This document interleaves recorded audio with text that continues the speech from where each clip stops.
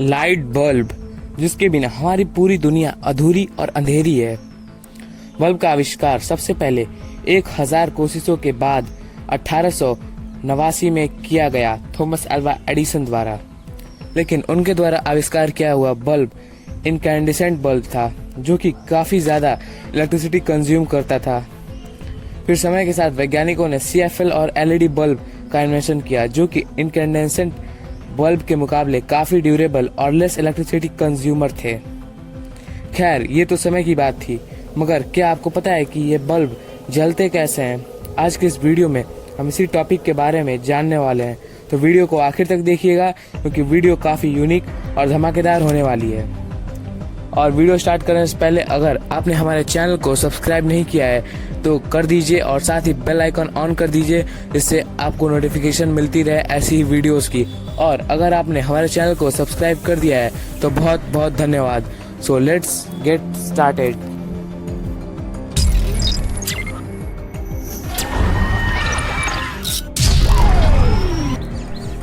सबसे पहले हम जानेंगे कि एक CFL बल्ब होता क्या है और काम कैसे करता है। CFL का full form compact fluorescent lamp होता है। ये बल्ब अपने अंदर मौजूद फास्फोरस से प्रकाश देते हैं। फास्फोरस अपने अंदर के red, green, blue light produce करते हैं, जो कि एक साथ मिलकर व्हाइट लाइट बन जाते हैं।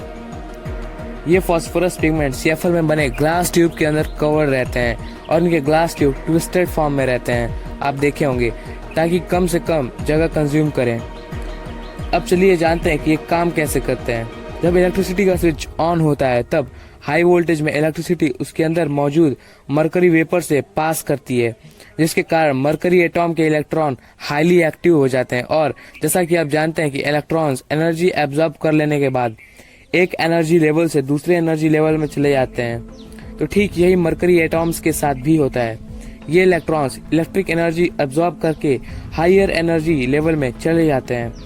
फिर जब एक्टिव इलेक्ट्रॉन्स काफी एनर्जेटिक हो जाते हैं, तो वो वापस अपने ओरिजिनल एनर्जी लेवल में आने लगते हैं, जिनके कारण वे अपने अंदर मौजूद एनर्जी को अल्ट्रावायलेट रेडिएशन के फॉर्म में रिलीज करने लगते हैं। और ये UV रेज ह्यूमन देख नहीं पाते, और फिर यही UV रेज फास्फोरस से जाकर टकराते हैं, और इसके कारण फास्फोरस के पिगमेंट रेड, ग्रीन और ब्लू कलर में एमिट करने लगते हैं, जो एक साथ मिलकर व्हाइट लाइट बन जाते हैं। खैर, ये सब बातें थी CFL लैंप की, जो कि आज से 5 साल पहले काफी ज्यादा मात्रा में इस्तेमाल होता था। मगर अब हम बात करेंगे LED लैंप लाइट के बारे में, और ये काम कैसे करता है। LED का full form light emitting diode होता है, और LED में गैलियम नामक कंपाउंड से बने 2 सेमीकंडक्टर लगे हुए होते हैं।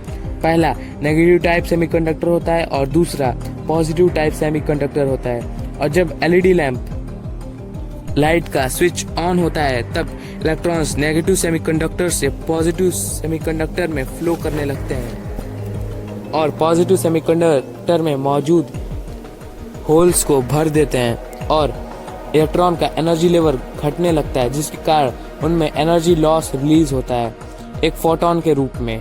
और आपको जानकर हैरानी होगी कि एक LED लाइट 1 सेकंड में billion and trillions photons produce करता है। और मुझे पक्का यकीन है कि आप इस बात को सुनकर जरूर पूछोगे कि इतनी सारी एनर्जी रिलीज के बावजूद भी LED लैंप ब्लास्ट क्यों नहीं होता। तो मैं आपको बता दूं कि इन लाइट्स में करंट एंड हीट कंट्रोलर लगा होता है, जो कि अल्टरनेट करंट को डायरेक्ट करंट में कन्वर्ट कर देता है, और इसी के कारण हीट कंट्रोल में रहता है। और जैसा कि आपने CFL लाइट में जाना कि फास्फोरस, रेड, ग्रीन और ब्लू लाइट को एक साथ मिलकर व्हाइट लाइट बनते हैं, ठीक उसी प्रकार LED में येलो और ब्लू लाइट बनकर एक साथ व्हाइट बनते हैं, जो हमें प्रकाशित करते हैं।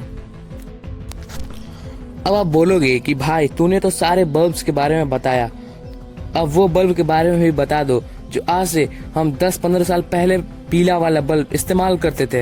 एक्चुअली उस पीले वाले बल्ब को इनकैंडेसेंट बल्ब बोलते हैं।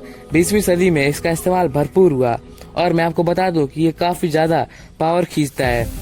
और इस बल्ब में एक पतला सा टंगस्टन वायर होता है, जिसे फिलामेंट भी कहते हैं, और जब फिलामेंट से इलेक्ट्रिसिटी पास होता है तो फिलामेंट बिल्कुल वाइट एंड हॉट हो जाता है और उजाला देने लगता है।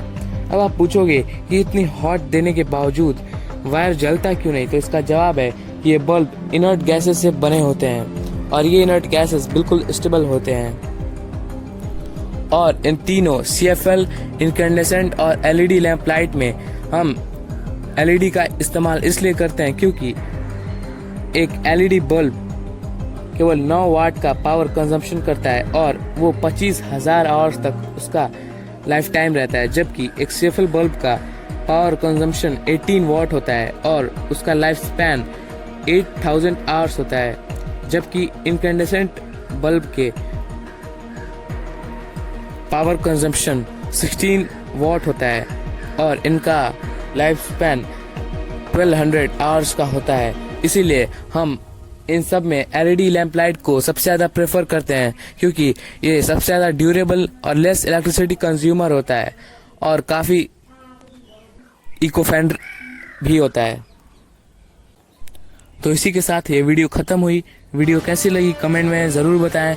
इसके साथ ही हमने हमारे चैनल को 10 मिलियन सब्सक्राइबर्स तक पहुंचाने का मिशन बनाया है।